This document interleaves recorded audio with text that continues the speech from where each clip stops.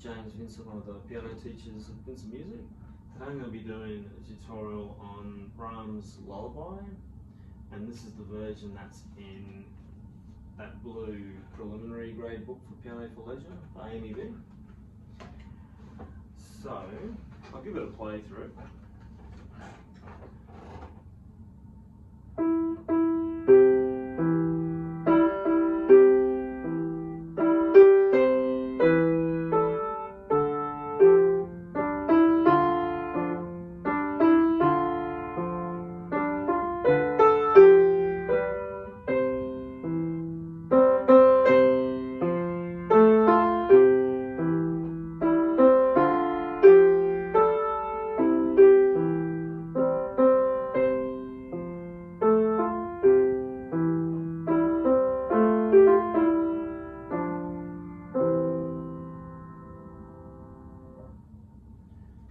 So that's a nice lullaby.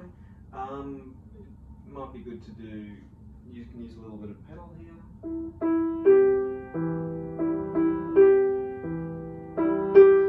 Just for a little bit of smoothness.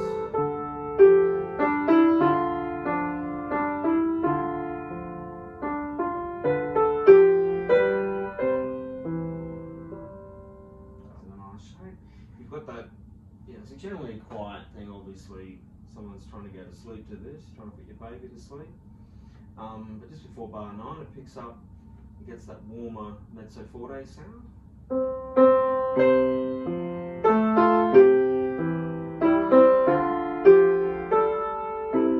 backs off to being quiet again.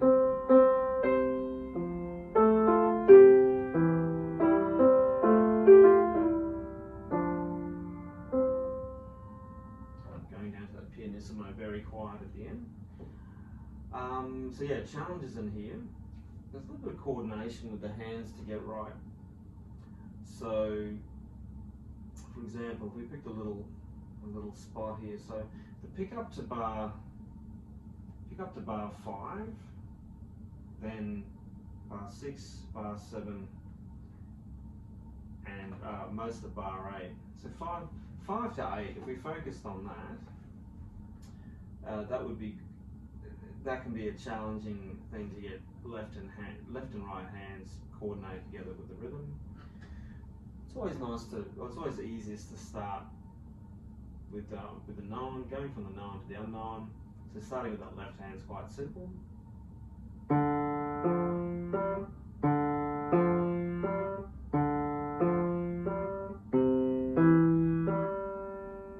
we're doing sort of a hand separately, putting it back together approach here. So you've got your G7 chord. So as you may already know, if you take a G7, G, B, D, F, and you invert it, which means you rearrange the notes.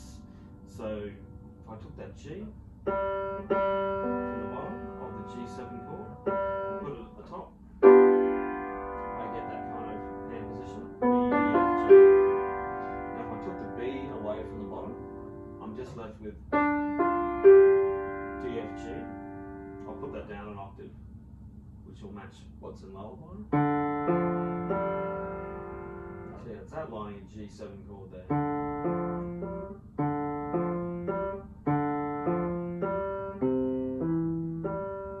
Okay, now you've got this other hand coming in.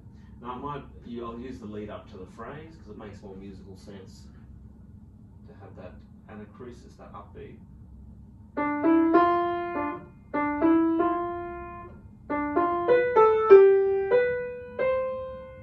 Just stop there. Now that's reasonably easy enough on its own. Now this part, the hand stretches out a bit. So you've got 1, 2, 4. So that can feel a little awkward, especially for little hands. 1, 2, 4. It's quite a stretch between that 2 and 4.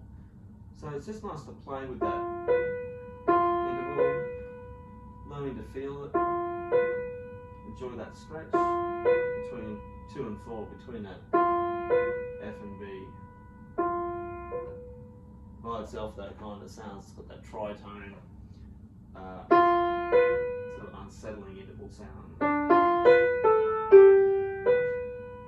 Now in the middle of that little phrase, 1, 2, 4, 3, 2. So it's like you stretch up, and when you hit the 4, the rest of the hand should move up to a new position. What you might call an F position, because your thumb will now be on that F. Move the rest of the fingers. Finish off that phrase on your pinky. So that can take a little bit of getting used to. Now this rhythm and coordination, again, there's a multiple number of steps we could try here. I recommend this if you're having trouble getting it together. Just doing it hand separately and then putting it together. Sometimes there's not enough little stepping stones in between, so I have to break it down further. The first thing is, can you count and tap? Start with the left hand, it's nice and easy. But let's put in the ands as well in between the beats. If you haven't done this before. So the left hand from bar 5, just going to bar 8. In fact, we might finish on B2 and bar 8. So it would sound like, first we start with the left hand, so we'll tap with the left hand. 1, 2, 3, 1, 2, 3, 1, 2, 3, 1, 2. That's kind of easy. Now this right hand, we'll start with that little anacrusis here. This will make things a bit tricky with the anacrusis, but we'll go from just before 5. So we're going to start on the 3rd beat, on that D here. So if I can see that, got that D going to E. From there, but when we tap it, it will be 3 and 1, 2, 3 and 1, 2, 3 and 1 and 2, 3, 1, 2. And oh my bad, I said I was going to subdivide everything, which we didn't do on the first one on the left hand. So really, to do this, to make sure this is thorough, when you go to the left hand, you might do 1 and 2 and 3 and 1 and 2 and 3 and to practice the subdivision, which you'll need for the right hand quavers. So again, we'll do the right hand with the subdivisions on everything, not just the quavers. 3 and 1 and 2 and 3 and 1 and 2 and 3 and 1 and 2 and 3 and 1 and 2 and. That can take a while. I think, yeah, just getting that with your right hand, getting master that rhythm may take you, a practice session or maybe more to get that right. You might, if you're more experienced, you might get that, within the same session. And then the next step, can you coordinate both hands together while you're counting? So again, tapping the right, tapping the left, while counting with your voice. 3 and 1 and, again, got that wrong. 3 and 1 and 2 and 3 and 1 and 2 and 3 and 1 and 2 and 3 and 1 and 2 and just up to there. When you can do all that, that's quite involved. That's quite a bit of a challenge. You're developing, your musicianship, your oral, your reading skills. So that's a good process in itself. Also to get this line right. I'm going to tap with one hand and play with the other. So let's start with the easiest one to play. This is simpler with the left. So I'm going to tap the right, play with the left. 3 and 1 and 2 and 3 and 1 and 2 and 3 and 1 and 2 and 1 and 2 and. So that's the next step to master. When you can do that, we can swap to the other hand. We'll tap the left, play with the right. 3 and 1 and 2 and 3 and 1 and 2 and 3 and 1 and 2 and 3 and 1 and 2 and. Okay, we're lucky I've been doing this for years. This makes it, that is quite a challenging thing to do. Now at that point, and only then would I then recommend putting it together.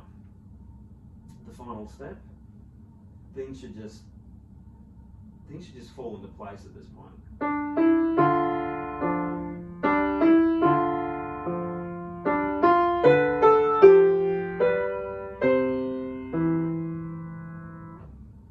And yeah, that's a segment of breaking down the hands to get that coordination between left and right hand.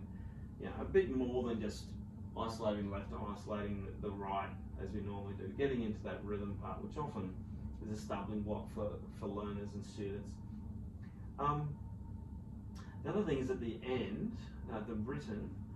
So although this is an immediate slowdown, 13, 14, 15 at the end there, written, short for ritenuto, I wouldn't do it too much.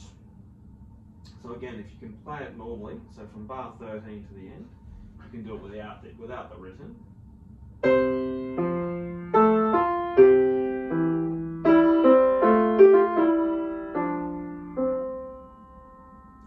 careful not to play too soft that you actually don't get the end at all. It's quiet, but you've got to control that quietness.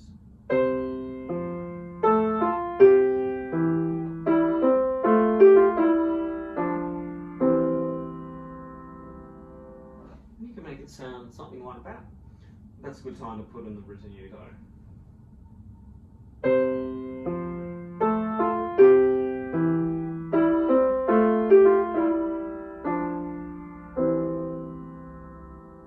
Just a hint of a slowdown there. What are other things? So we've got P, the symbols in this piece. We've got P, which is piano. That means quiet. We've got andante at the top of the page, which is your speed and vibe often. But often this will be the speed of the piece in this case, which means walking or walking pace. You've got other things like the double P at the end stands for pianissimo, which means very quiet. You've got the symbols of the crescendo in bars 8, crescendo gradually getting louder. You've got symbols like 9, 10, 11, bar 11 to bar 12. That means to gradually get quieter. It's also known as a decrescendo or a diminuendo. You've got MF in bar 9. MF stands for mezzo forte, which means medium loud. And of course, at bar 12, you've got the P sign piano, which means quiet, which I think we covered before. And yeah, it's the title of the piece, Lullaby. It's obviously a piece I'm trying to put used to get someone to sleep, usually a baby. And the key of this piece is in C major. So yeah, there's a tutorial on playing Lullaby and a bit of a breakdown about it. Thank you very much.